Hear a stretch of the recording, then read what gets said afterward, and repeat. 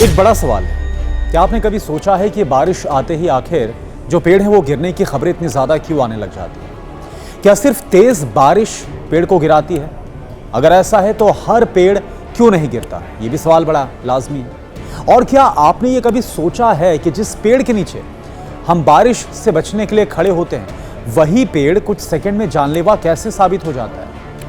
मुंबई में एक school bus पर पेड़ गिरा, 11 साल के बच्चे की जान चली गई।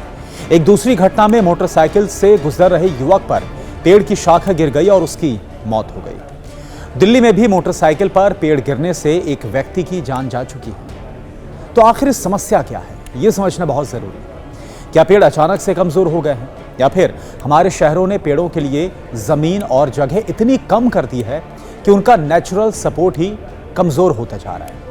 आज इसी सवाल का जवाब हम 15 पॉइंट्स में समझेंगे। अलग अलग पॉइंट्स में हम बात करेंगे। सबसे पहले मुंबई की सबसे दर्दनाक घटना का जिक्र करते हैं। स्कूल बस पर एक पेड़ गिर जाता है। यह घटना कब की है? 30 जून 2026 की। मुंबई के चेंबूर इलाके में एक स्कूल बस बच्चों को लेकर जा रही थी।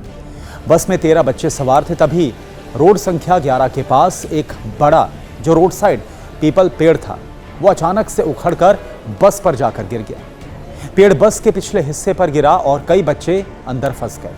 जो आसपास के लोग थे उन्होंने तुरंत ही बस के कंडक्टर ने बच्चों को बाहर निकालने की कोशिश की, लेकिन इस हादसे में दुखद 11 साल के विहान श्रीवास्तव की मौत हो गई, जबकि 4 और जो बच्चे उसमें थे वो घायल हो गए। बच्चे स्कूल से घर लौट रहे थे तब यह हादसा हुआ। उन्हें सड़क पर किसी खतरे की कोई भी भनक, कोई उम्मीद नहीं थी, लेकिन सड़क किनारे खड़ा एक पेड़ अचानक से उनकी जिंदगी के लिए बड़ा खतरा साबित हुआ।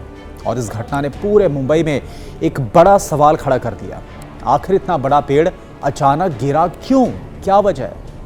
पेड़ गिरने की असली वजह क्या सामने आई?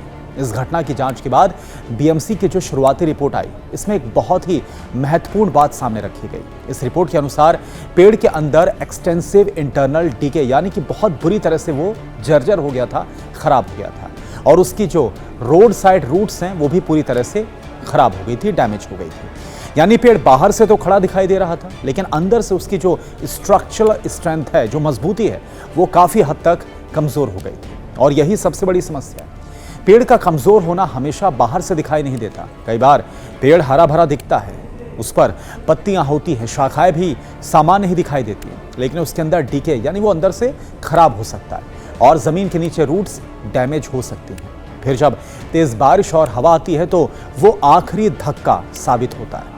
और यह अकेली घटना नहीं थी। मुंबई में इसी साल 2026 के मानसून के शुरुआती दिनों में अगर पेड़ गिरने की घटनाओं की बात करें, बहुत तेजी के साथ बढ़ी है।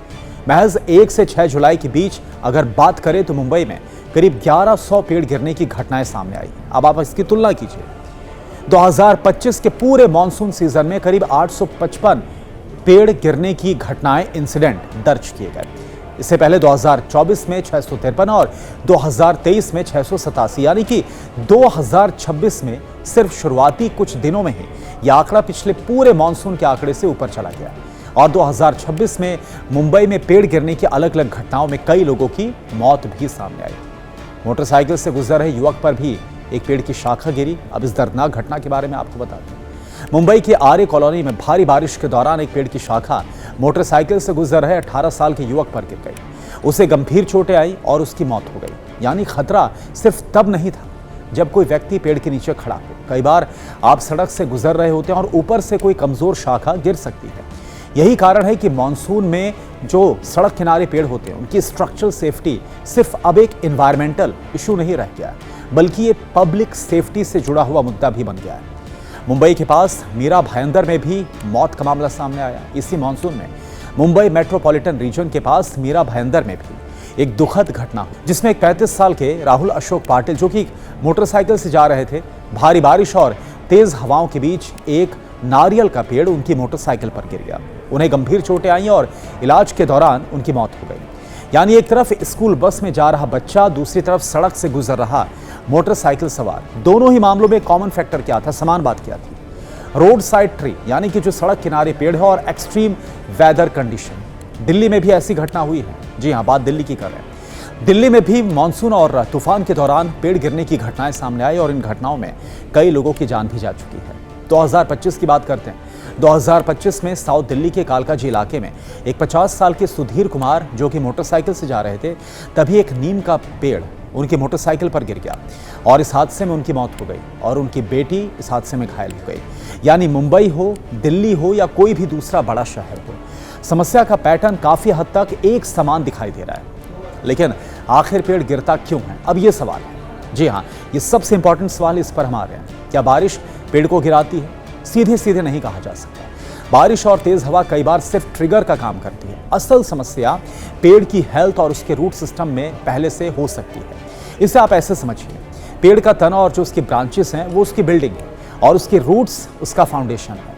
अगर फाउंडेशन मजबूत है तो तेज हवा भी पेड़ को संभालने में ज्यादा मुश्किल पैदा नहीं करती है। लेकिन अगर रूट्स यानी जो जड़ें हैं वो डैमेज हो गई हैं, खराब हो गई हैं, कमजोर हो गई हैं, मिट्टी बहुत गीली हो गई है, पेड़ अंदर से डिके यानी कमजोर हो गया, खराब हो गया है, या उसका रूट सिस्टम पर्याप्त फैल नहीं पाया, तो तेज हवा पेड़ को गिरा सकती है। भारी बारिश में मिट्टी का क्या काम होता है? जब बहुत ज्यादा बारिश होती है तो जमीन पानी से सैचुरेट हो जाती है, यानी वहां पानी आसपास इकट्ठा हो जाता है। इससे जो मिट्टी है उसकी स्टेबिलिटी बदल सकती है। अब पेड़ की ब्रांचेस और जो उसकी पत्तियां हैं वो हवा के लिए एक बड़े सरफेस की तरह काम करती है। तेज हवा पेड़ को लगातार पुश करती है, धक्का देती है, और अगर रूट्स पहले से कमजोर है तो पूरा पेड़ जमीन से उखड़ सकता है। यानी कई बार इक्वेशन कुछ ऐसी होती है, weak tree plus damage root plus wet soil plus strong wind, यानी कि ज्यादा रिस्क होता है पेड़ गिरने का। लेकिन रूट्स डैमेज कैसे हो रही हैं, ये है इस वीडियो में सबसे अहम सवाल, सबसे इंपॉर्टेंट सवाल है। आजकल हो क्या रहा है? शहरों में सड़कें बन रही हैं, फुटपाथ बनाए जाते हैं, ड्रेनेज की खुदाई होती है, वाटर पाइपलाइंस डाली जाती है, इलेक्ट्रिक केबल्स और इंटरनेट केबल्स डाले जाते हैं। मेट्रो और दूसरे इंफ्रास्ट्रक्चर जो प्रोजेक्ट्स हैं वो बहुत तेजी के साथ एक्सपेंड कर रहे हैं। इन सब के लिए जमीन खोदी जाती है और अगर खुदाई पेड़ के रूट जोन के पास हुई तो बड़ी रूट्स डैमेज हो सकती है। सबसे खतरनाक बात तो यह है कि रूट डैमेज के बाद पेड़ तुरंत नहीं गिरता, वो महीनों या सालों तक खड़ा रह सकता है, लेकिन उसकी स्टेबिलिटी धीरे धीरे कम हो सकती है। कंक्रीट भी एक बड़ी समस्या हो सकती है। आपने शहरों में देखा होगा, पेड़ के चारों तरफ फुटपाथ, कंक्रीट, टाइल्स, सड़क सब कुछ फैला होता है। कई बार पेड़ के आसपास खुली मिट्टी का हिस्सा बहुत छोटा संकरा बच जाता है। लेकिन पेड़ की रूट्स को सिर्फ पानी नहीं चाहिए, उन्हें फैलने के लिए स्पेस भी चाहिए, जगह चाहिए पर्याप्त। अगर सॉइल लगातार कॉम्पैक्टेड हो जाएगी, रूट जोन कंक्रीट से घिर जाएगा, भर जाएगा, तो पेड़ का अंडरग्राउंड जो सपोर्ट सिस्टम है वो इससे बुरी तरह से प्रभावित होता है। इसलिए सिर्फ पेड़ लगाना काफ़ी नहीं है, बल्कि पेड़ के रूट्स के लिए जगह बचाना भी बहुत ज़रूरी है। पेड़ बाहर से स्वस्थ दिख सकता है, लेकिन अंदर से वो कमज़ोर हो सकता है। ये बात चेंबूर की घटना ने बहुत हद तक साफ की। पेड़ बाहर से खड़ा हुआ था, जो पीपल का पेड़ है, लेकिन जांच में उसमें अंदर पूरी तरह से वो खराब हो गया था, डैमेज हो गया था, डिके हो गया था, उसकी रूट्स डैमेज हो गई थी। ये बात सामने आई। यानी सिर्फ देख कर ये कहना मुश्किल हो सकता है कि कोई बड़ा पेड़ पूरी तरह से सेफ है। इसलिए अर्बन एरियाज में रेगुलर ट्री हेल्थ असेसमेंट बहुत ज़रूरी है। एक्सपर्ट्स द्वारा जो पेड़ है उसका स्ट्रक्चर, उसकी ब्रांचेस, उसका ट्रंक, उसकी जो जड़ है और उसके आसपास की जो सॉइल कंडीशन है, इन सब का असेसमेंट यानी इसकी जांच किया जाना बहुत ज़रूरी है। अब देखिए, गलत प्रूनिंग यानी जो छटाई होती है ये भी एक समस्या बढ़ा सकती है। पेड़ों की प्रूनिंग कई बार ज़रूरी होती है, लेकिन प्रूनिंग वैज्ञानिक तरीके से होनी चाहिए। अगर बहुत ज़्यादा ब्रांचेस काट दी जाए या गलत तरीके से काट दिया जाए तो पेड़ का नेचुरल स्ट्रक्चर प्रभावित हो सकता है। दूसरी तरफ अगर डेड या डेंजरस जो खतरनाक ब्रांचेस हैं वो समय पर हटाई ना जाएं तो तूफान आने की सूरत में वो गिर सकते हैं। इससे सवाल सिर्फ ये नहीं है कि पेड़ काटना है या नहीं काटना है, सवाल यह है कि पेड़ को वैज्ञानिक तरीके से मैनेज कैसे किया जाए। क्या क्लाइमेट चेंज भी इसमें एक बड़ी भूमिका निभा रहा है? सवाल ये भी है। जी हाँ, ये बड़ा अहम सवाल है। क्या क्लाइमेट चेंज की वजह से पेड़ ज़्यादा गिरने लग गए हैं? इसका जवाब सीधे हाँ या फिर ना में देना सही नहीं होगा। हर पेड़ गिरने का जो इंसिडेंट होता है उसको क्लाइमेट चेंज से जोड़ना वैज्ञानिक रूप से सही नहीं है, लेकिन एक्सट्रीम वेदर इवेंट्स चिंता जरूर बढ़ा रहे हैं। जब बहुत कम समय में भारी बारिश होती है और उसके साथ तेज हवाएं और थंडरस्टॉर्म आते हैं तो पहले से कमजोर पेड़ों पर जो दबाव है बहुत ज़्यादा बढ़ जाता है। इसलिए हमें इस कॉम्बिनेशन को अब समझना होगा। Extreme weather condition plus unhealthy tree, damage root और डेंस अर्बन इंफ्रास्ट्रक्चर मिलकर एक बहुत बड़ा खतरा पैदा कर रहे हैं। सबसे बड़ा सवाल यही कि क्या समाधान पेड़ काटना है? बिल्कुल नहीं। अगर कोई पेड़ वास्तव में खतरनाक है, हैजार्डस है, तो उसकी साइंटिफिक असेसमेंट करना जरूरी है। लेकिन हर पुराने पेड़ को सिर्फ उम्र की वजह से काट देना ये कोई समाधान नहीं हो सकता। हमें ये चाहिए कि रेगुलर ट्री हेल्थ ऑडिट होना चाहिए, एक्सपर्ट्स द्वारा पेड़ों की जांच होनी चाहिए, रूट जोन प्रोटेक्शन होना चाहिए, रोड और ड्रेनेज वर्क के दौरान जो पेड़ों के रूट्स उसको बचाना बहुत ज़रूरी है, पर्याप्त सॉइल स्पेस होना ज़रूरी है, पेड़ों के आसपास ज़रूरत से ज़्यादा कंक्रीट का इकट्ठा ना होना ये भी बहुत ज़रूरी है, साइंटिफिक प्रूनिंग ज़रूरी है, जो ट्रेंड प्रोफेशनल्स हैं उनकी तरफ से छटाई होनी ज़रूरी है, और जो ख़तरनाक पेड़ हैं उनको शुरुआत में ही पहचान लेना बहुत ज़रूरी है। जी हाँ, पेड़ गिरने से पहले उसकी कमज़ोरी को पहचानना ज़रूरी है।